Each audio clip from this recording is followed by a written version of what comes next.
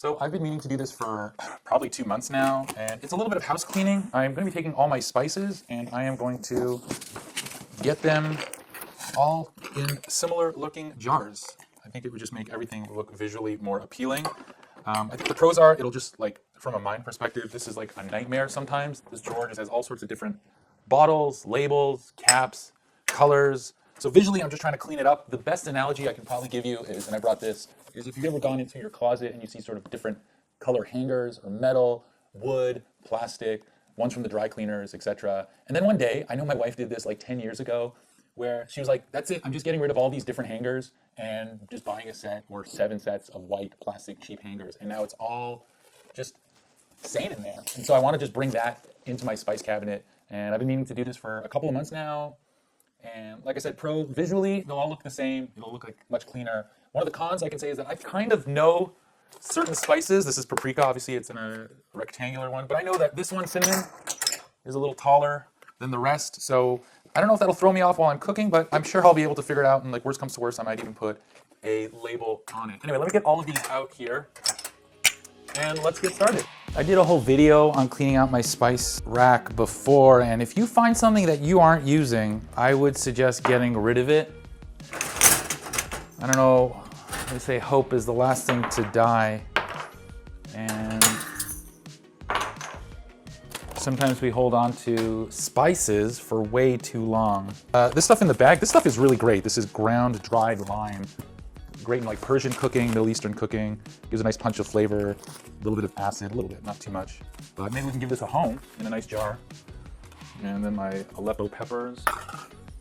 Way too much dill, always, for some reason. And then oregano from the Nixon era, probably.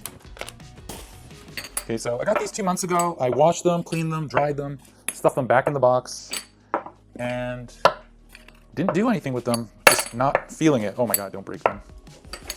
And I recently saw a video by Chlebowski. He's one of the guys that like I started watching. I think there's 3 people that sort of got me into the game. It was Internet Shaquille. I love his content, and then Chlebowski around 2020.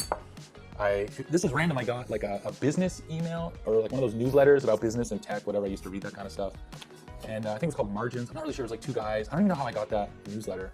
But I was reading it, and they actually like posted about his 100,000 subscriber video, and he did this whole story about how he moved back in with his parents. Anyway, I just started watching him, and then decided, I've been wanting to do food content for a while, and I thought what he did was really great. Anyway, more recently, he had a video on spices, and aside from having a beautiful home, his spice jar game was very impressive. These like large cylinders, they all like laid out. I don't have that luxury, but in the house I got, it came with this, so I'm gonna use it. And I thought, I think I bought too many of these jars, but better more than less. So I'm gonna get, I think that's enough for now. All right, let's get this party started. I got this. Let's start spicing it up. So yeah, like I've been wanting to do food content or make videos on YouTube with food for a while, and then 2020 happened. It was around my birthday in March, and the whole world shut down, and I just started watching more and more stuff. Ooh, garlic powder, delicious. Ooh, okay. And I've been watching Internet Shaquille and a few others. I've seen Babish. I don't watch his stuff that much now. I'll just label it later if I decide to. There, one down. Move it out to the side. And Chlebowski. I kind of avoided Adam Regusea. His thumbnail game at the beginning wasn't that great, and I didn't. But then Ethan did a video about potatoes, comparing his potatoes to Adam's potatoes. It was, at first you're like, oh yeah, potatoes. But this is basil. It's like a lot of like, oh, this person did it, but I'm doing it better. And I was inspired by that. I actually did like a French fry video, but I never published it. This is Baharat that I got on special. Oh yeah, that smells good. That's a nice mix. I'd normally clean, let me clean it out. I don't want you to think that but the spices won't make such a huge mess. Anyway, so like, there's a lot of like, oh, you do it this way and I do it that way and my way is better. And I think Ethan added vinegar, which was, kept the potatoes, gave it their shape. For, oven fries versus, they were French fries. They were obviously like something different, similar but different. And it's a technique that just generally works. But it got me to start watching Adam Regusea stuff, and his stuff I've really enjoyed throughout the years. And, there's always that comment of like, oh, the content changes and I don't like it as much. People say that about Babish or Joshua Weissman. Stuff I've seen his videos too, his whiskey business. Woo. And I don't mind it so much that they evolve. I mean, you have to. We're people. We're going to change over time. You know, Adam, Ethan, Josh. I mean, you know this. I know this. At some point, you know, if I'm doing this long enough, my content may change. I'm trying to do a bit of everything. I called it like food content and food conversation. And I just started out, and I'm enjoying it. I've been able to do a little bit more now that I have a little more free time at home.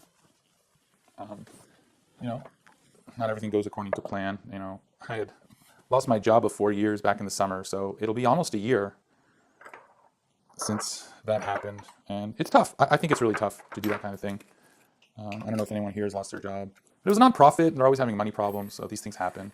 Anyway, back to the food content creators. You know, it evolves over time, naturally, to change it. And then, you know, a lot of people don't like that. But this is the internet. Naturally, people don't like a lot of things.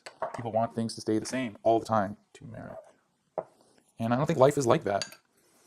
I think, look, I'm changing my spice bottles. One small step for Spice Kind. Ooh. But that's the way it goes. And then some people like sort of try to go back. I think Josh has a second channel. Ethan has a second channel. I don't really watch Babish too much, but I get his appeal when I saw a few of his videos or a bunch of his videos. That guy has a voice of velvet, man. Like, you probably want to pour yourself a glass of wine. I don't know if like that's what the ladies were doing, or men, whatever. Pour yourself a glass of wine and just he's like a warm fire. You know what I mean? Like, you just put on his video. And he's like, hey, he doesn't do that, but you know what I mean. He just has like, and now we're gonna make cinnamon buns. And you're like, I'll listen to you read War and Peace, man. And so, you know, I don't watch a lot of food content as much as I should. There's a lot of shorts out there. Oh, I really should wash these out in between. Some of these spices are a little stickier than others.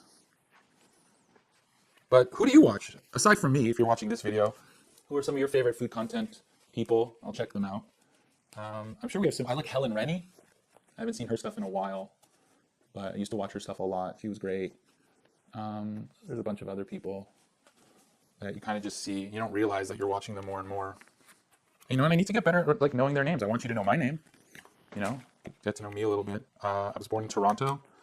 I have 2 brothers. I'm a middle child. I don't know if that says anything. Then again, I'm about to tell you I did stand-up comedy for about 20 years, so maybe that is middle child-esque. I did a lot of it in Toronto, and then I moved out to LA about 10, 12 years ago. You know, for my wife. And actually, it was just before the pandemic that I had to give it up. You know, being a father was taking up a lot of my time, and I just had a second child. And so, I mean, now I have 3, so my hands are really full. And it just wasn't providing me like with joy or whatever as much. And it's a big struggle. And I really admire the people who really put themselves out there on a regular basis. Oh dear, I think I put too much. Oh, okay. Oh my god. Woo! All right, we'll figure that out. And around 2019, I put out an album. I thought that was a nice accomplishment. And in 2020, I was doing a show in Santa Monica. I'd been producing a show at a comic book shop for about 5 years, and I was very proud of it. We did about 60 shows, 61 in total, because I think the 5-year anniversary show was the 61st show. And I had some really cool guests on at that show: Ali Wong, Alonzo Bodden, some really great comedians I enjoyed from Canada: Debra DiGiovanni, Dave Merheje, Nathan MacIntosh, people like that. And there was like so many wonderful comedians that I was able to sort of like have, you know, do my show. A lot of them wanted stage time. Michael Longfellow, he's on SNL. Michael Kosta, he was super nice because he agreed to do the show, and he was going to New York at the time. And he was running late, and he was on an airplane. He's like, yeah, I'll make your show. And he ended up coming to the show to a not so sizable audience, he was arguably like the best one there. But he had just gotten an audition for The Daily Show, and then he got it. And he still came back to LA and did my show, which I thought was really cool. He's a very funny guy. And I was really enjoying doing that. But then I was getting burnt out from that as well. Around March of 2020, and that's exactly when I started the show 5 years before. And so I told the owners, I was doing like 95% of the work. You know, there was a co-owner there that didn't, you know, wasn't pulling his weight as much, and it was just becoming a lot. And I spoke to the other co-owner who I was working with, and I said, either we stop it now in December, because it's the end of the year, or we go till March and we celebrate 5 years. And he was like, let's just try to get to March. I was like, yeah, let's do it. And that was a great show. Went out with a bang, as they say. Packed audience. There was like, it wasn't a huge comic book shop, so there was like, you can fit like 60, 70, 80 people in there.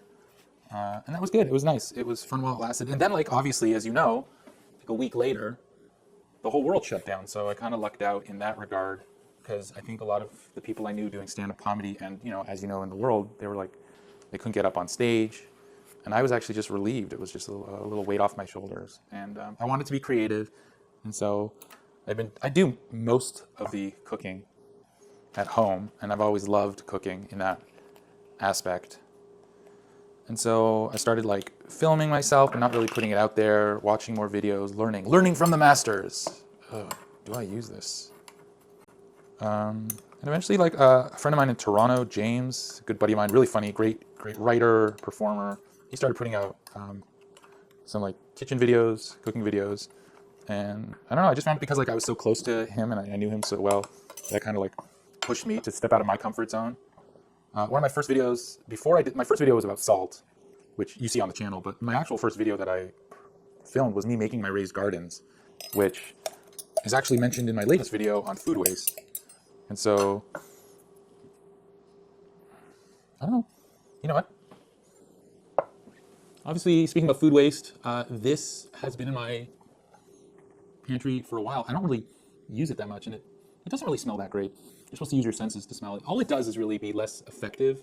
Its efficacy, you can still use it, but again, I talked about the sunk cost fallacy in my last video, and the truth is that like I do not use it, so I'm not going to waste.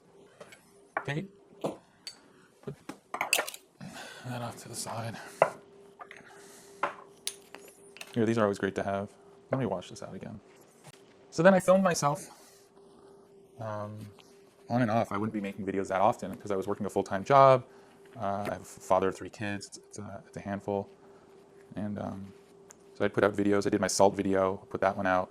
I think I did a tomato sauce video. And then my third video was about San Marzano tomatoes because like I was watching a lot of people just talking about tomato sauce and they always just kept talking about San Marzano tomatoes. I just thought it was funny to actually just mention like, what's the deal with San Marzano tomatoes? And that video actually kind of like, it blew up for me actually because it was getting a lot of hits and a lot of subscribers, but I had mispronounced one of the brand names, Cento, San Marzano tomatoes, and I kept saying Centro. I mean, it was like my third video. I'm talking to a camera. I was a little nervous. Man, did y'all just like rip into me over and over again? I felt like I had to do one of those like famous YouTube apology videos, but that's like a little too much inside baseball, so I didn't bother. Plus, it was just me mispronouncing a word. Apologies. But you know, I've come a long way since then. I think, and if you're watching this, I hope you think so as well. I really appreciate you checking this out. This really means a lot to me. Oh, coriander. This, in the video with Ethan, he's always like, you should explore more with one specific type of spice. And coriander, here, I got this like little mortar and pestle just for this, because like you don't need too much spice to use it, especially if you're testing it out. And you can just grind up just enough to use it. I just threw it into my mashed potatoes, actually. Not something I normally would have done. You know, you had sour cream, butter. Okay, and like garlic spices and onion spices, a little salt, a little MSG, but what about coriander? Yeah, it's a little floral and fruity. Yeah, it's nice. It's nice. And, you know, it just gives you an opportunity to explore different senses, smells. I would say tastes. It's a little weird to say a spice is a taste, but it's there. So anyway, so like I said, like, you know, when I lost my job, you know, you have to see these things as opportunities, right? You can't just sit back and wallow. I mean, I think you should be able to wallow for a little bit. It's important to mourn, but I think to do something is better than nothing. You know, hit the gym. I always used to say that about like when you go through a bad breakup, or you lose a job, or something. You know, you find yourself in sort of a valley. You know, you're in a place where you need to sort of reset. You know, I think you should take a little bit of time to be upset, but then do something about it. I think it's important to get to the gym, work out, go for walks, get out into nature, pick up new hobbies. I did Tai Chi after I think I broke up with a girl, and I'm doing Tai Chi, and I was like 20-something, and I was literally the youngest person there, and everyone else was like, you know, 70 years old doing their Tai Chi. I don't remember any of the moves, so I apologize.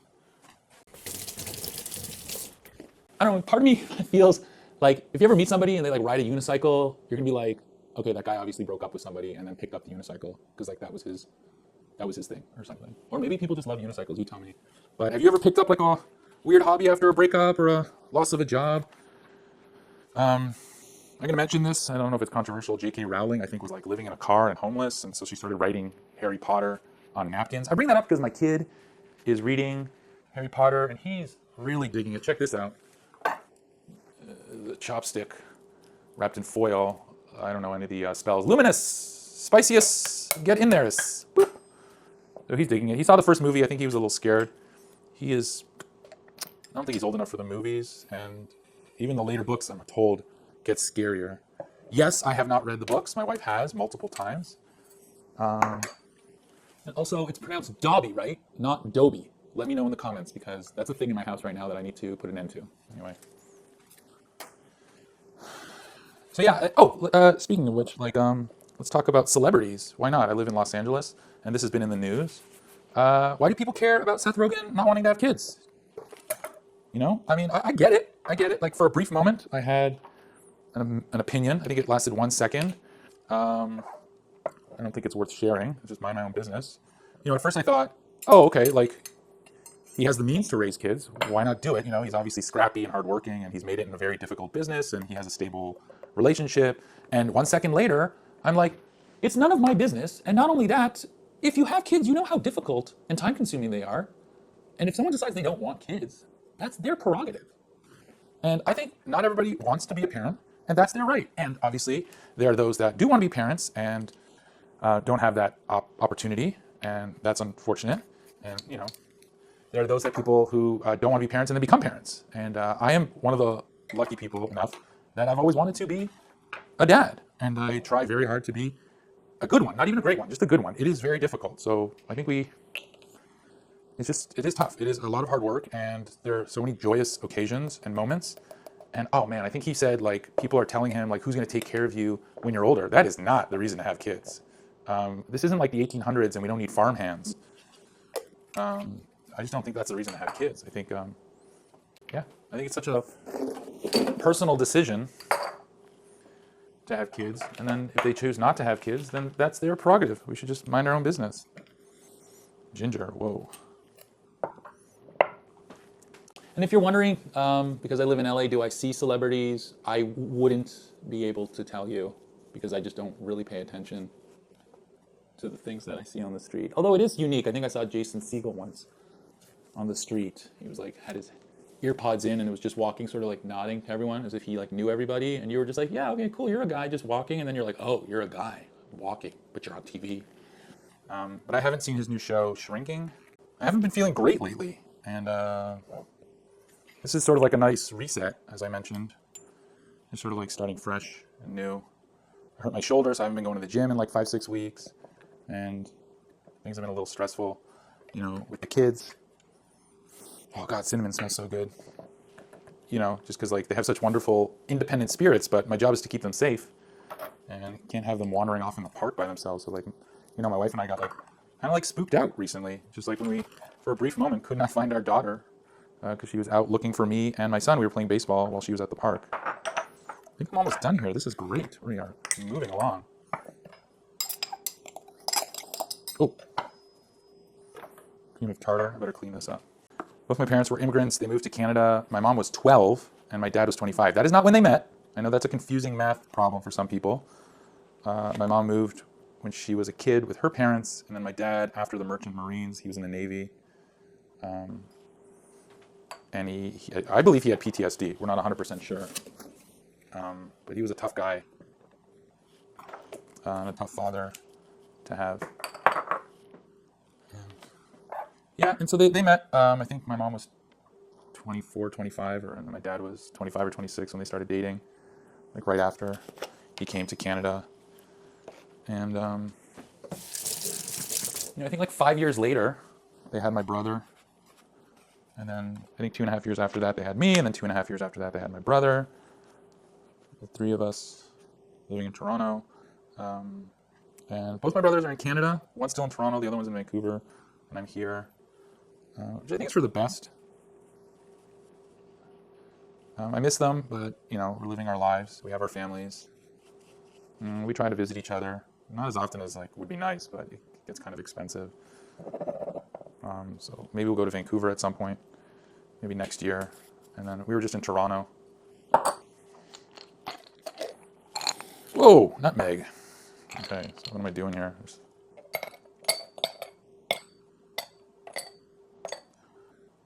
Yeah, I don't know if you get to see your siblings as much as you'd like.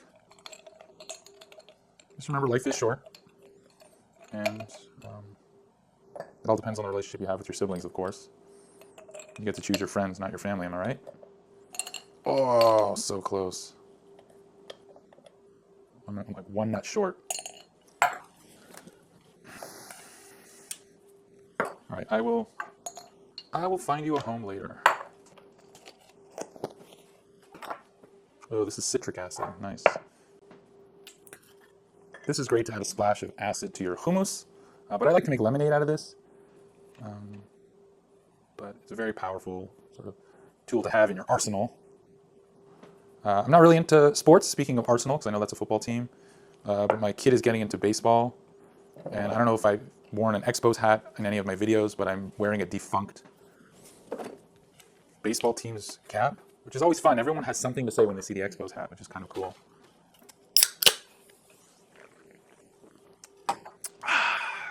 This one's the best. I have opinions, and it is about this soda. The key lime is the best. Oh, gosh. Yeah, I wasn't very good at baseball, so it's really cool to see that my son is pretty decent at it. And he's in like a junior league or whatever you call it, like a level above T-ball. So but he loves it, which is kind of just really cool to see. And he was really good at basketball, but he didn't want to continue. But we're always trying to encourage him to do like the Bo Jackson, you know, like all those players, like Deion Sanders, was it? Like all these people who played multiple sports. We always think it's like good to move your body. Did I just mention, this is how out of the loop I am. I mentioned Deion Sanders and Bo Jackson. So you clearly know that I know nothing about sports. I am 100% sure that there are more recent athletes who participate in more than one sport. But it's neat. Like, well, you know, we're going to try to go to a Dodgers game. They're expensive, but maybe I can convince the family to go to the Angels games. Maybe they're less expensive. I don't know. All right, this is going well. But listen, just like spices, life is filled with variety and change and trying new things. Thanks for joining me on this, letting me to just chit-chat and do this with you. I'd really like this channel to succeed, as we all want in what we do, to have some success. And I appreciate the time and energy you've taken to just watch this with me and hear me talk about a little bit about my life. And hopefully I get to do this a little bit more, share more recipes with you. I think when it comes to like food content, I don't have any shortage of ideas. I'm just trying to provide a bit of value, obviously, and I think everyone is when they're making a video. You know, by answering a question. I'm doing a series of 5-ingredient recipes, and that are actually 5 ingredients. And that is not as easy as it sounds. I don't even know if it sounds easy. Because like with the spices, you know, I've seen a lot of like recipe books that like soups, for example, can be 5 ingredients. But then they have like, you know, 3, 4, 5 spices, or, you know, 6, 7, 8 vegetables, you know, trying to make a simple soup. So I'm trying to craft some ideas around simple soups, for example, in 5-ingredient recipes, which, again, not as easy as it sounds. I think we did it. Yes. Oh, here. Just put my Chinese Szechuan peppercorns. Oh, that was anticlimactic. Let's keep going, okay? But yeah, if you want to up your baking game, look, if you don't have time or the energy, you don't want to do it, by all means, don't do it. I'm not telling you you have to. But I'm telling you, you have to give it a try. I made a pumpkin pie with like fresh homemade pumpkin spice, and it was like out of this world. And I try to get these at like the bulk food store because it's like just a little cheaper to get what you need as opposed to like a whole container. Okay, I'm not even 100% sure. Cloves. Oh, this is gonna be amazing. Oh God, that's so good.